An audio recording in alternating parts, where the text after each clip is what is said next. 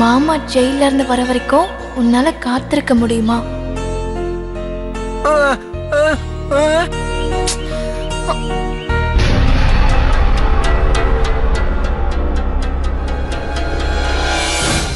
இந்த 2 பேரால என் நிம்மதிய போயிடுச்சு. இவங்க நிம்மதியாவே இருக்க கூடாது. ஹலோ, என்னங்க சொல்றீங்க? என்னது செங்கல் சூளை எரிஞ்சிச்சா? எல்லாரும் என்ன பண்ணிட்டு இருந்தீங்க? இதோ நான் உடனே வரேன்.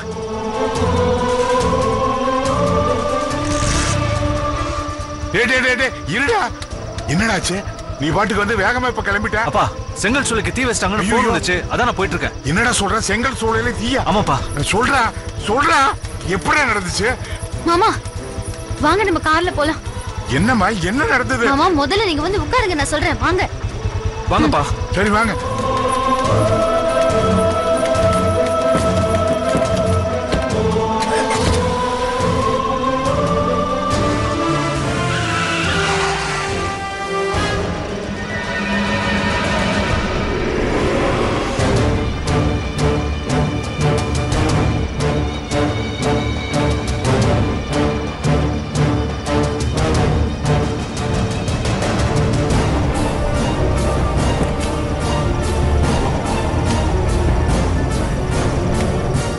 இவ ஏன் இங்க வந்தா?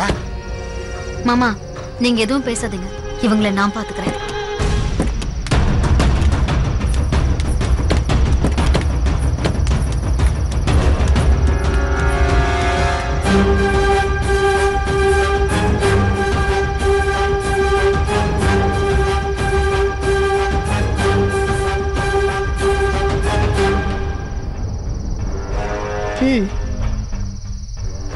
ஸ்வீட்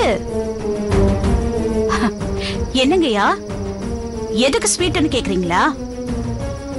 கோர்ட்ல உண்மைய சொல்லி நீதிய நிலைநாட்டின உங்க மருமக லட்சுமிக்கு இனிப்பு கொடுத்துட்டு போலான்னு வந்தேன்.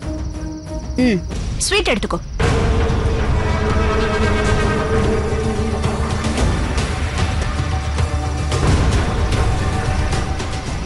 என்னாச்சு? ஓ, எல்லாரும் செங்க சோளை எரிஞ்சு போன சோகத்துல இருக்கீங்களா? உனக்கு எப்படி எங்க செங்கல் சோளை எரிஞ்சதெல்லாம் தெரியும்? எப்படி மாமா தெரியாம இருக்கும்? எரிச்சதே இவங்க தானே. பாத்தியா லட்சுமி, அபாண்டவ என் மேல பழி சொல்லாத. எனக்கும் அந்த செங்கல் சோளை எரிஞ்சதுக்கும் என்ன சம்பந்தம் இருக்கு சொல்லு? நான் ஏன் அதை இருக்கணும்? வர வழியில கேள்விப்பட்டதா சொன்னேன், அவ்வளவுதான். ஆமா லட்சுமி, எனக்கு ஒரு டவுட். செம்மண்ண பதமா எரிச்சா அது செங்கல், ஆனா செங்கல் எரிஞ்சு தீஞ்சு போச்சுன்னா அதுக்கு பேர் என்ன?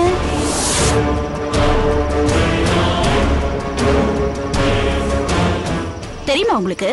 தெரியல? யாருக்குமே தெரியலையா? சரி பரவாயில்ல, விடுங்க. நான் வந்த வேலையை பாக்குறேன். ஸ்வீட் எடுத்துக்கோ.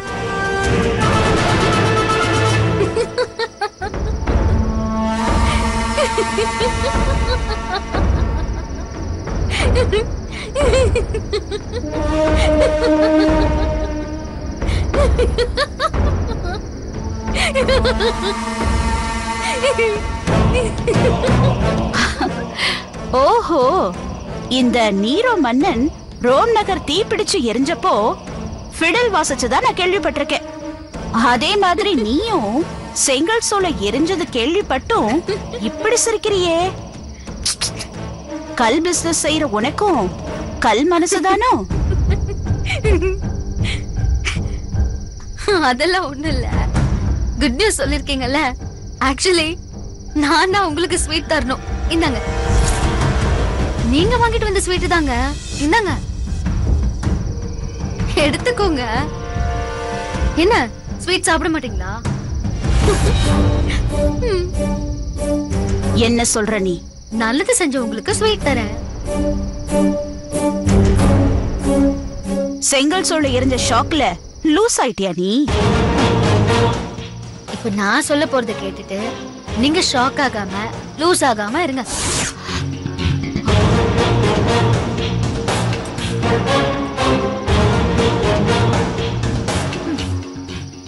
நீங்க எரிச்ச செங்கல் சொல்லுக்கு நான் இன்சூரன்ஸ் பண்ணிட்டேன்.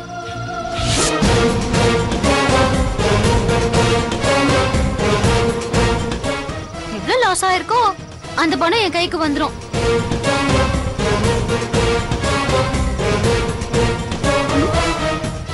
ஆமாங்க. உங்களுக்கு ஒரு விஷயம் தெரியுமா? செங்கல் சொல்ல வாங்கினப்பவே அதை ஆல்ட்ரேட் பண்ணி இப்ப உள்ள டெக்னாலஜி படி மாத்தலாம்னு நினைச்சேன். சரி, உடனே அகலக்கால் வைக்க வேண்டாமே, கொஞ்ச நாள் தள்ளி போடலான்னு போட்டேன். அதுக்குள்ள நீங்க என்ன மிரட்டுறதா, என்ன பழி வாங்குறதா நினைச்சு எனக்கு நல்லதுதான் பண்ணிருக்கீங்க.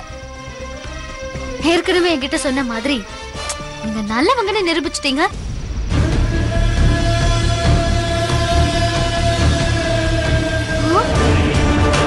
என்ன இவ்ளோ கோவம் வருது? பாருங்க, கோவத்துல எடுக்கிற எந்த முடிவும் தப்பாதான் போகும். இப்ப என்ன பண்றீங்க? வீட்டுக்கு போய் சாவகாசமா உட்கார்ந்து செஞ்ச தப்புக்கும் செத்து போன அந்த பையனோட குடும்பத்துக்கும் என்ன செய்யலாங்கிறத யோசிங்க. இத பார், என்ன ஜெயிச்சுட்டோங்கிற ஆணவத்துல என்ன அட்வைஸ் பண்றியா? இனிமே உன்னை நிம்மதியா இருக்க விட மாட்டேன். நிச்சயமா நிம்மதியா இருக்க விட மாட்டேன்.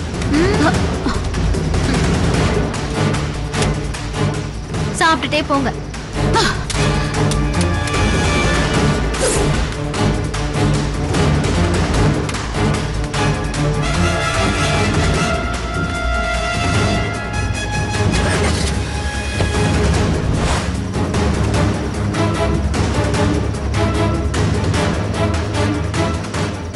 லட்சுமி, அவ பேசிட்டு போனதை பார்த்தா மறுபடியும் உங்ககிட்ட பிரச்சனை பண்ணுவா போல் இருக்கேம்மா.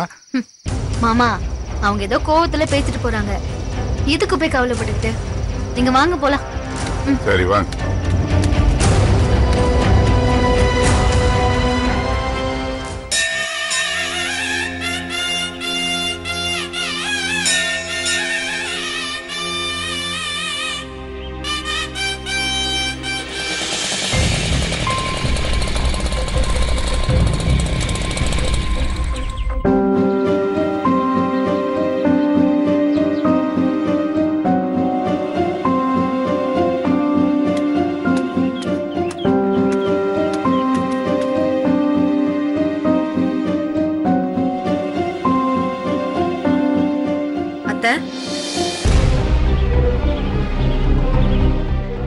உங்களை தேடி வீட்டுக்கு போயிருந்தேன். நீங்க கோயிலுக்கு வந்திருக்கிறதா சொன்னாங்க. அதான் உங்களை பார்த்து பேசிட்டு போலான்னு வந்தேன்.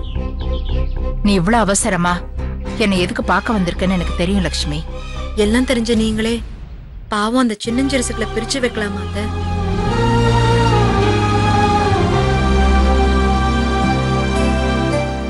எனக்கும் அந்த கஷ்டம் புரியுதும்மா. என் பொண்ணு கோடீஸ்வரி இருக்காளே, அவ சரியான பிடிவாதக்காரி.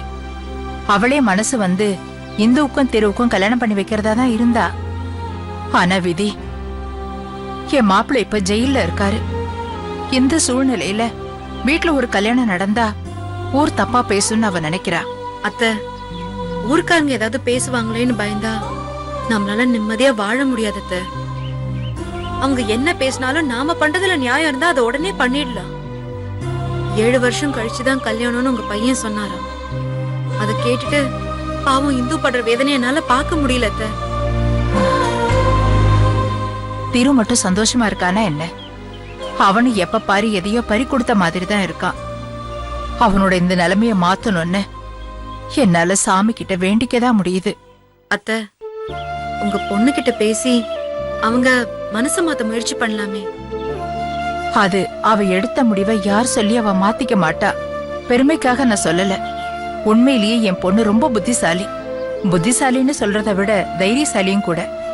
இப்ப அவ எண்ணம் முழுக்க தான் புருஷனை எப்படியாவது வெளியே கொண்டு வரணுங்கிறதுல தான் இருக்கு. கொஞ்ச நாள்ல மாப்பிள்ளை வெளியே வந்துருவாரு. அதுக்கப்புறம் நம்ம கல்யாணத்தை வச்சுக்கலாம். அது எப்படி அத்தை? கோர்ட்டு கொடுத்த தண்டனை மீறி அவரால எப்படி வெளியே வர முடியும்? என் பொண்ணு நினைச்சா எதையும் சாதிப்பா. அத்தை, நான் கேக்குறேன்னு தப்பா நினைக்காதீங்க. ஒருவேளை உங்க மாப்பிள்ள ஜெயிலே இருக்க வேண்டிய சூழ்நிலை வந்துட்டா? அப்படி ஒரு சூழ்நிலை வந்தா என் பையன் கல்யாணத்தை எப்படி நடத்தணும்னு எனக்கு நல்லா தெரியும். எப்படியாவது அவன் கல்யாணத்தை நான் நடத்தி வச்சிருவேம்மா. நீ எதை நினைச்சும் கவலைப்படாம தைரியமா இரு. உன் அம்மா கிட்டயும் உன் தங்கச்சி கிட்டயும் என் சூழ்நிலையை எடுத்து சொல்லி புரிய வை. அத்தை, நான் வேணா உங்க பொண்ணுகிட்ட பேசி பார்க்கவா? என் பேச்சையே கேட்காதவ உன் பேச்சே கேட்பான்னு எனக்கு நம்பிக்கை இல்லை. அவகிட்ட பேசி வீணா ஏமாறதை விட நீ பேசாம இருக்கிறதா நல்லது. இல்லத்த, அவங்க மனச மாத்த முடியும்னு எனக்கு நம்பிக்கை இருக்கு. ஒரே ஒரு தடவை நான் அவங்க கிட்ட பேசி பாக்குறேன். சரி, எப்ப அவ சந்தோஷமா இருக்கான்னு நான் உனக்கு சொல்றேன். அப்ப நீ வந்து அவகிட்ட பேசு. அதுக்கு முன்னாடி இந்துவோட ஜாதகத்தை நீ என்கிட்ட கொடு. எங்க குடும்ப ஜோசியர்கிட்ட அதை காமிச்சு ஏதாவது பரிகாரம் செய்ய முடியுமான்னு கேக்குறேன். சரிங்க. சரிம்மா, நான் கிளம்புறேன். சரிங்க.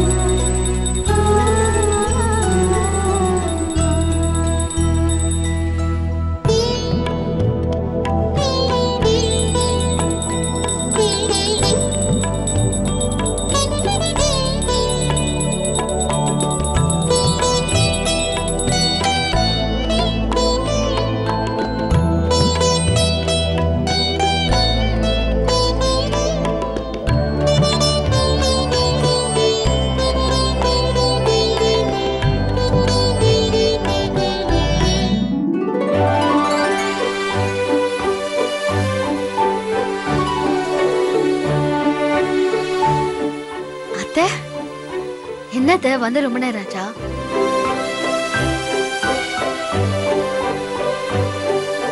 இங்க வாமா.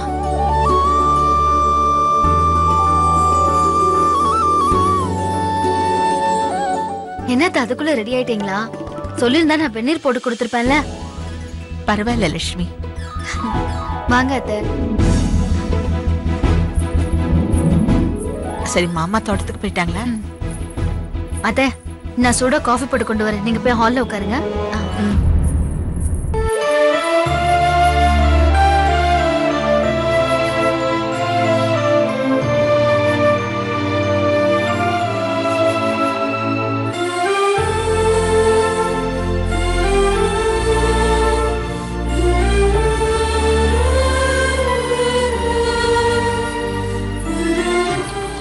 அத்தை, இந்தாங்க காஃபி. நான் போய் டிஃபன் ரெடி பண்றேன்.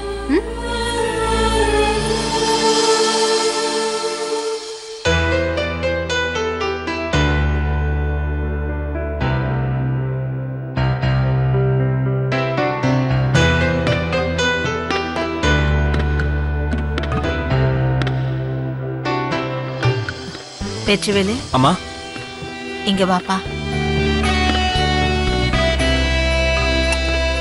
என்னம்மா? வெற்றி, உன் பொண்டாட்டி லட்சுமியை பார்த்தா என் கண்ணே பற்றும் போல இருக்குடா. ஒரு குடும்பத்துக்கு வந்த மருமக எப்படி இருக்கணுமோ அதே மாதிரி இருக்கா நம்ம லட்சுமி.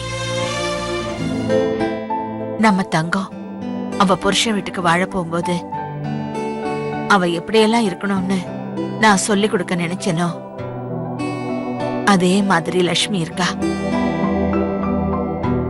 உனக்கு எப்படிப்பட்ட பொண்ணை நான் கல்யாணம் பண்ணி வைக்கணும்னு ஆசைப்பட்டனோ அதே மாதிரி ஒரு பொண்ணத்தான் நீ காதலிச்சு கல்யாணம் பண்ணிருக்க.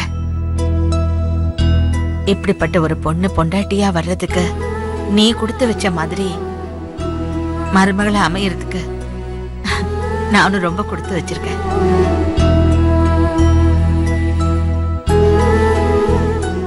என்ன நான் பாட்டுக்கு பேசிக்கிட்டு இருக்க, நீ பதில் எதுவும் பேசாம இருக்க?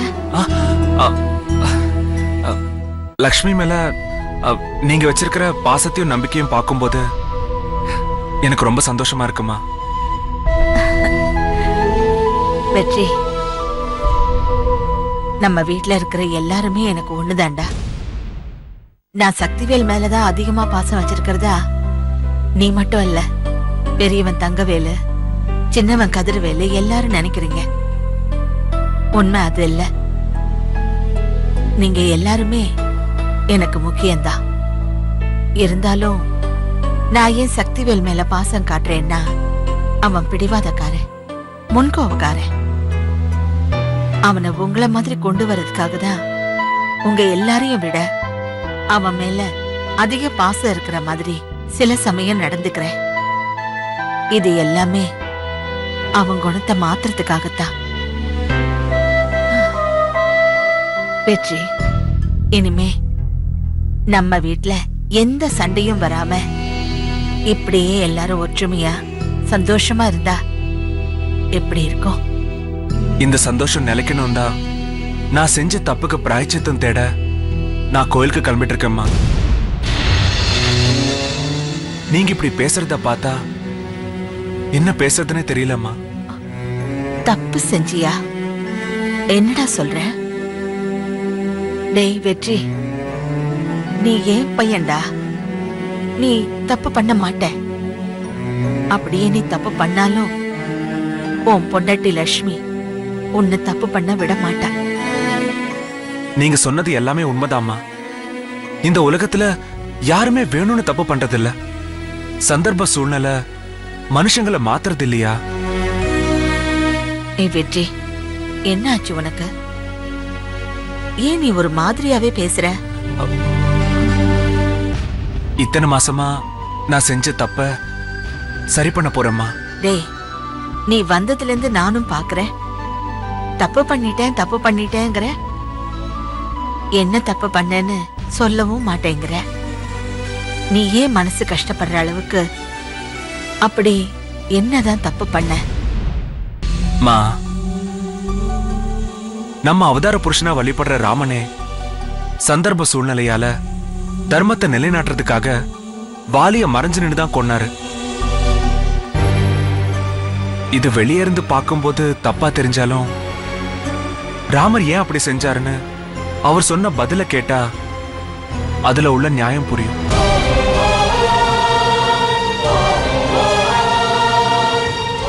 அதே மாதிரி நான் செஞ்ச தப்புலயும் ஒரு நியாயம் இருக்குமா, தர்மம் இருக்கு, பல பேரோட சந்தோஷங்கள் அடங்கியிருக்கு. அந்த தப்பை யார்கிட்டயாவது சொல்லி என் மனசுல உள்ள பாரத்தை இறக்கி வைக்கணும் தான் ஆசைப்படுறேன்.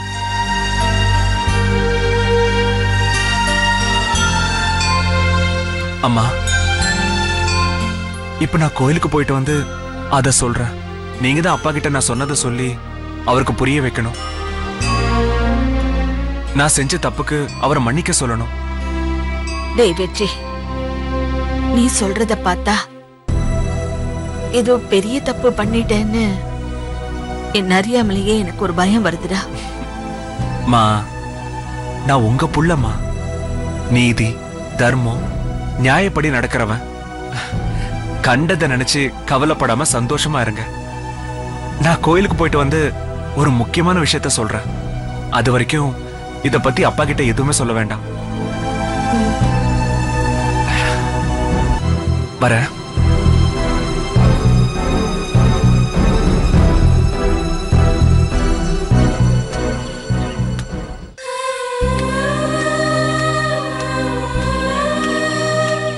அப்படி என்ன முக்கியமான விஷயம் சொல்ல போறா? கடவுளே, என் குடும்பத்துல இனிமே எந்த பிரச்சனையும் வராம நீதான் பாத்துக்கணும்.